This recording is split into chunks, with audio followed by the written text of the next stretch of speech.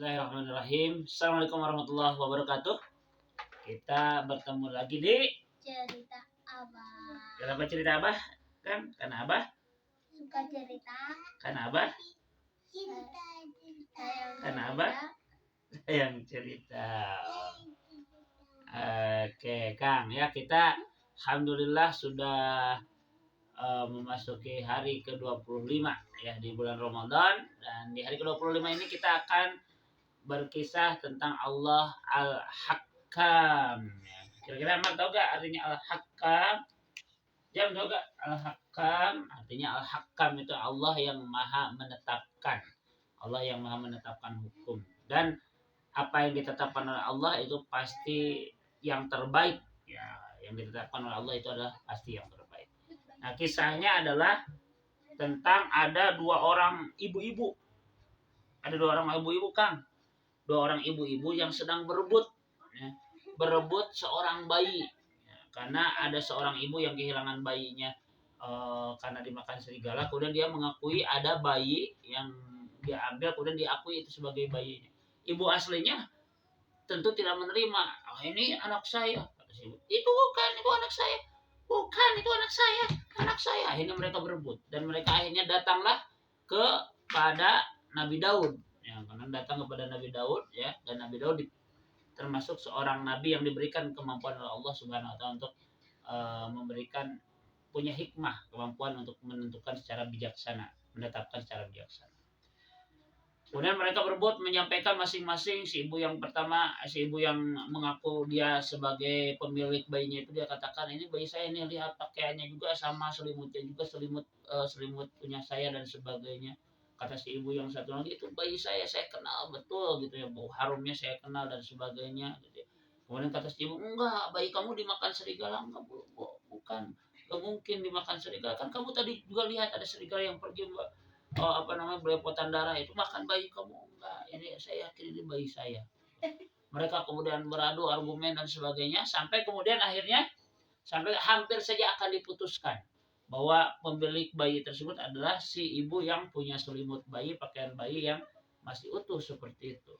Tapi kemudian ya Nabi Sulaiman kemudian meminta izin kepada Nabi Daud, ayahnya, gitu. Wahai ayahku, kalau engkau memberikan kesempatan kepadaku, aku ingin memberikan usulan supaya engkau bisa menetapkan dengan benar, supaya engkau bisa menetapkan sesuai dengan keadilan Allah Al-Hakam, Allah yang maha menetapkan. Bagaimana caranya? Begini, ya.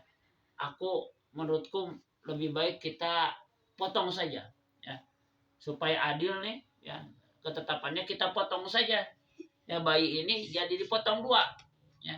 Yang satu setengahnya dikasih kepada si ibu yang satu, ya, yang satu lagi kepada ibu yang satunya lagi. Kita potong dua aja gitu ya. Gimana? Kemudian Nabi Daud berpikir, oh ini kayaknya ada sesuatu nih yang dipikirkan oleh Sulaiman. Maka kemudian dipanggil ibu yang tadi mengaku yang punya selimut dan sebagainya. Wahai, bagaimana ibu? Ini keputusan kami ini akan kami lakukan seperti itu saja. Ya, kita akan potong bagi dua saja. Satu bayi untukmu, satu bayi lagi untuk si ibu yang satu lagi. Si ibu yang pertama itu dia katakan, ya udah baiklah kalau begitu, ya. Kalau begitu gak apa-apa lah, silakan potong saja, bagi dua saja seperti itu. Ya. Kemudian ditanya lagi kepada ibu yang kedua, ibu yang kedua, bagaimana pendapatmu? Si ibu ini kemudian dia menangis, ya Allah, jangan sampai terjadi ketetapan hukum bagi anakku seperti itu. Wahai Tuhan, wahai Nabi Daud, wahai Sulaiman, jangan sampai terjadi seperti itu. Itu ada anakku, gak apa-apa lah. Kalau misalkan daripada sampai anakku disakiti, apalagi dibunuh dengan dipotong seperti itu, gak apa-apa. Aku rela ikhlaskan, diberikan kepada ibu yang tadi mengaku sebagai ibunya. Yang penting anakku selamat, yang penting anakku tidak disakiti, yang penting anakku tidak sampai meninggal. Kemudian, oke, baik kalau gitu. Akhirnya kemudian kata Nabi Sulaiman, sungguhnya yang berhak ditetapkan menjadi dan dia benar-benar adalah ibunya yang asli adalah si ibu yang tidak mau anaknya dipotong, yang tidak mau anaknya dibunuh, yang tidak mau anaknya dibagi dua seperti itu. Karena tidak mungkin ada seorang ibu yang rela anaknya disakiti, yang rela anaknya dibunuh seperti itu.